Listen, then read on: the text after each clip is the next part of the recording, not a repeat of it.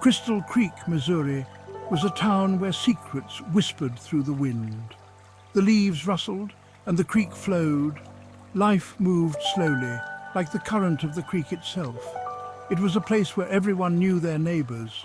Children played freely and laughter echoed through the streets, until the night the black-eyed children appeared. They were first seen at the edge of the woods. Two children, a boy and a girl, stood silently. Their clothes were torn and dirty, but it was their eyes that chilled the hearts of those who saw them. Their eyes were completely black, like pools of endless night. Timmy, honey, are you feeling okay? You seem a bit off lately. You've been so quiet lately. Is something bothering you, sweetheart? Mrs. Thompson noticed a change in her son, Timmy. It was subtle at first, just small things that seemed out of place. He had always been a happy, energetic child, full of life and laughter.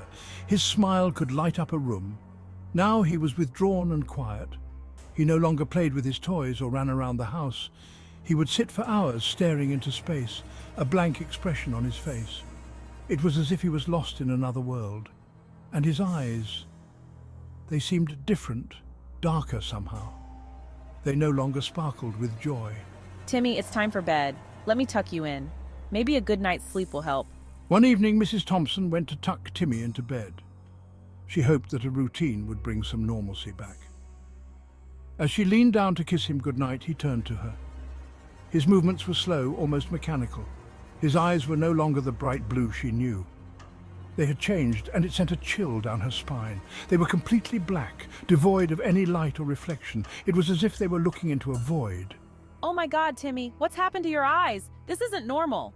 Mrs. Thompson gasped, her heart pounding in her chest. Something was terribly wrong. She knew she had to find out what was happening to her son, and fast.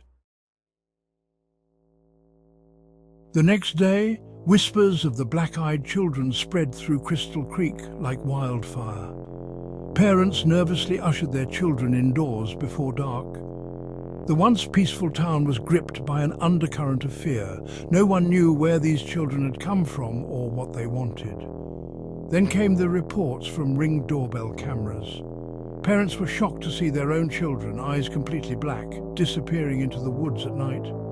They would return in the morning, their eyes back to normal, with no memory of where they had been. The mystery deepened, casting a long, dark shadow over Crystal Creek. Fear turned to terror. The once peaceful community of Crystal Creek was now a breeding ground for suspicion and paranoia. Sleep became a luxury that few could afford. The black-eyed children had become a haunting reality, and the townspeople were desperate for answers. We can't just sit here and do nothing. Our children, they're being taken over by this evil. A town meeting was called. Parents voiced their fears, their voices trembling with a mixture of anger and helplessness. They had to do something. They couldn't just sit back and watch as their children were being taken over by this unknown force. A decision was made. They would venture into the woods and confront whatever evil lurked within. Section 5. Into the woods. Armed with flashlights and a shared sense of dread, a group of brave parents set off into the woods. Their faces were etched with worry, but their resolve was unshakable. They knew they had to find their children, no matter the cost. The air grew colder as they ventured deeper. Each breath they took was visible in the frigid night air, adding to the eerie atmosphere that surrounded them. The trees loomed over them, their branches twisting and turning like gnarled fingers. It was as if the forest itself was alive, watching their every move, waiting for the right moment to strike. The moonlight struggled to penetrate the dense canopy, casting long, eerie shadows on the forest floor. These shadows seemed to dance and shift, creating illusions that played tricks on their minds. The silence of the woods was broken only by the sound of their own footsteps and the frantic beating of their hearts. Every rustle of leaves or snap of a twig sent shivers down their spines. They followed the trail that led deeper into the woods, the same path the cameras had captured their children taking. Each step felt heavier than the last, as if the forest was trying to hold them back. With each step, the feeling of dread intensified. The parents exchanged anxious glances, their eyes reflecting the fear they all felt but dared not voice. They were walking into the unknown, into the heart of the darkness that had enveloped their town. The forest seemed endless, and the path ahead was shrouded in mystery and danger. Yet they pressed on, driven by the hope of finding their children and bringing them back home safely. Section 6. The Clearing. The trail opened into a small clearing. The trees thinned and the moonlight illuminated a scene that sent chills down their spines. In the center of the clearing stood a circle of children. Their eyes were black, devoid of any light or life. They stood motionless, their faces blank as if in a trance. And then they saw him. A shadowy figure stood at the edge of the circle, shrouded in darkness. They couldn't make out his features, but they could feel his power.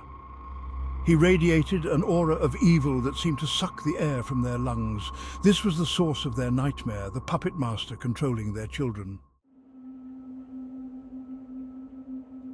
Section 7. The Shadowy Figure. The figure remained hidden within the shadows, his presence more terrifying for its lack of definition. The parents froze, their courage wavering in the face of this unknown evil. I speak of power and darkness, of a world beyond your understanding. The children are mine, their souls under my command. A darkness will consume Crystal Creek, spreading until the whole world is under my control. Fear threatened to overwhelm them, to paralyze them into inaction. But then Mrs. Thompson stepped forward, her eyes blazing with defiance. Section 8. The Silver Locket. Mrs. Thompson clutched the silver locket that hung around her neck. It had been passed down through generations in her family, a symbol of protection against evil. She had always believed in its power, but now, faced with this embodiment of darkness, she clung to it as her last hope. This locket, it has to work. It must protect us. She held it up towards the shadowy figure, the moonlight reflecting off its polished surface. The figure recoiled as if burned, a hiss escaping his lips. He cowered from the light, his power seemingly diminished by this simple act of defiance. Mrs. Thompson felt a surge of hope. The locket, her family heirloom, held the power to fight this evil. Section 9. Breaking the Spell. As Mrs. Thompson held the locket high, a beam of pure white light erupted from it, bathing the clearing in its brilliance. The shadowy figure shrieked, an ear-splitting sound that echoed through the trees. The children, released from their trance, blinked in confusion as their eyes returned to their normal color. The light seemed to weaken the shadowy figure, his form flickering like a dying flame. He thrashed and writhed, desperate to escape the purifying light. And then, with a final agonizing scream, he vanished, leaving behind nothing but the echo of his evil. The darkness that had enveloped Crystal Creek lifted, replaced by a cautious sense of relief. Section 10. Lingering Darkness. The children, their eyes clear and bright, were reunited with their terrified but overjoyed parents. The relief was palpable, a wave of emotion that swept through the town, washing away the immediate fear but leaving behind a residue of unease. The nightmare of the black-eyed children was over, but the memory lingered like a scar on the soul of Crystal Creek. The once vibrant playgrounds now stood silent, a testament to the horrors that had unfolded. The town square, usually bustling with life, now echoed with the whispers of the past. Life slowly returned to normal, but the townspeople never forgot the darkness that had threatened to consume them. Every step they took was cautious. Every glance over their shoulder a reminder of the terror they had faced. The community, though resilient, was forever changed. They kept a watchful eye on their children, on the woods that bordered their town. The forest, once a place of adventure and play, had become a boundary of fear. Parents stood guard, their eyes scanning the tree line, ever vigilant for any sign of the darkness returning. They knew that evil could lurk in the shadows, waiting for its opportunity to rise again, and they were prepared. The townsfolk had learned to live with a heightened sense of awareness, their senses attuned to the slightest hint of danger. They had become guardians of their own peace. The silver locket, now a symbol of hope and resilience, was kept safe, a reminder that even in the darkest of times, light will always prevail. It was passed from hand to hand, a talisman of strength and unity, a beacon of hope that shone brightly in the hearts of the townspeople. But the darkness they knew was never truly gone. It was a constant presence, lurking at the edges of their consciousness, a silent reminder of the fragility of their peace. It lingered at the edges, a silent threat, a reminder of the evil that lurked just beyond the reach of the light. The moonlight through the dense trees cast long shadows, a stark contrast to the light they clung to. The people of Crystal Creek had learned to live with the darkness, but they never let it define them.